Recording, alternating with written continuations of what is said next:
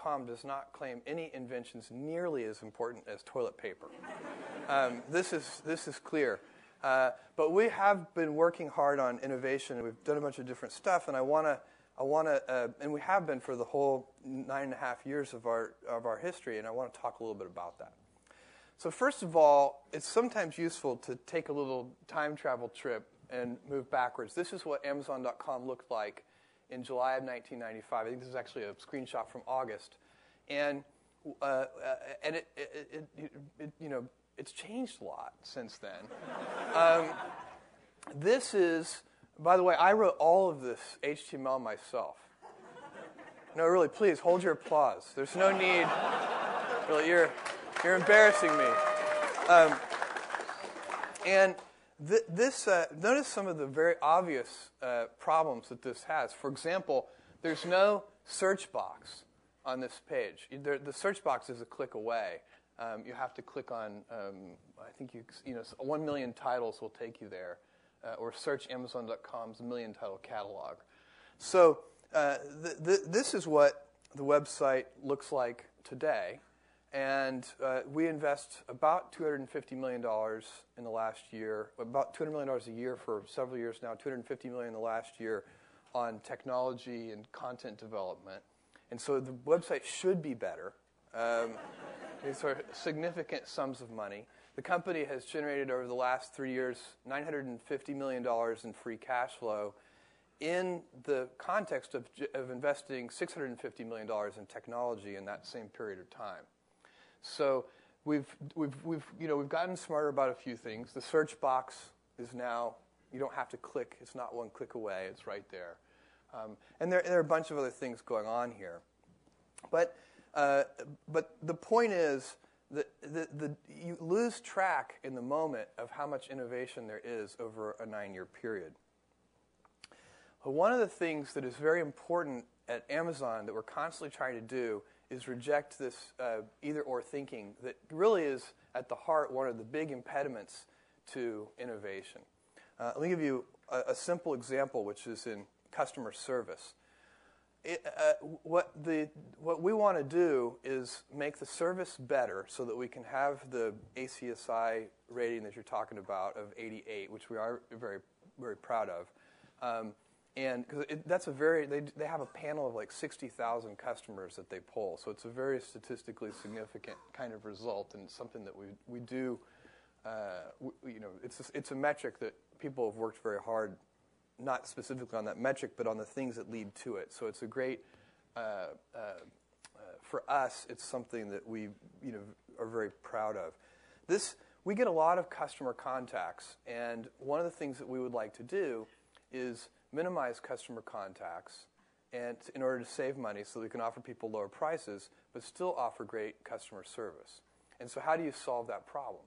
Well, you do it a couple of ways. One is you eliminate defects and eliminate root causes of defects, because if customers are contacting you, they probably didn't want to. I think actually the number 4 reason we get contacted is to say thank you. And so that's kind of nice. We don't need to eliminate those contacts. But most of the contacts that we get are not to say thank you. They, sometimes come in all capital letters. So if you can eliminate the defects, you're going to save money because you're not going to have to handle the customer contact at all, and you're going to improve the customer experience. So there's no trade-off in reducing defects. And the closer you reduce defects to the root cause, the more that's going to be true. You're going to both improve the experience and save money. No trade-off. But the second thing that we did is build customer self-service. And this is this is the page where you go to do customer self-service, and we let people cancel their own orders. We let people consolidate orders and do all sorts of things, and change their shipping address and so on, and check on the status and when is my thing going to arrive, et cetera, et cetera. And that has really empowered customers. And what you find is in other industries like the hotel industry, Embassy Suites often wins the best customer service award in hotels when they poll heavy hotel users. And of course, the secret to Embassy Suites winning that is that they don't actually have any service. It's all self-service. And so people, when they're serving themselves, think the service is terrific. So you have the buffet out, and if the buffet is out and the food is free, so you just take the food and you leave, there's just not much that can go wrong. And that really helps. So that's something that we've worked hard on, and it's an example of rejecting either-or thinking. And we have been able to reduce contacts over the last 7 or 8 years by 85%, which is a huge reduction. And that level of that driving down contacts per unit continues. The other thing you have to do if you're going to innovate, and that we try to do at Amazon.com, is maximize the rate of experimentation. So, and if you're going to do that, you have to make sure that your cost of doing experiments is low. If your cost of doing experiments is high, then you're only going to get to do, the company is only going to do a few experiments per year. And if you're doing a few experiments per year, you're going to have to do some kind of global prioritization to see which kind of experiments you can do. And that's going to have a couple of downsides. One is you're not going to do much experimentation. But the second is that the best, most inventive people in your organization are going to become frustrated because they're going to have to get, ultimately, if Amazon could only do 3 experiments a year, then if you wanted to do an experiment, you'd have to get my permission to do it. And I'm not scalable. So that is going to put a huge impediment in the way of invention. And if you want, on the other hand, if you want to make experimentation that everybody can do it and it doesn't take, sort of, the institutional apparatus doesn't have to approve every experiment, then you need to make the cost of experimentation low if you're still going to make it a reasonable thing to do and not irresponsible. You can't just if the cost of experimentation is high, you can't just say, yeah, this is going to cost $100 million to do this experiment, but go for it. So getting that cost low is key. And one of the things that we've done over the years is put a lot of effort into making sure that our infrastructure and the framework that operates our website and other parts of our business really make it easy for people to do experiments in a self-service way without coordination with the institutional apparatus. One of the great things about operating on the web is that you have so much the ability to collect data.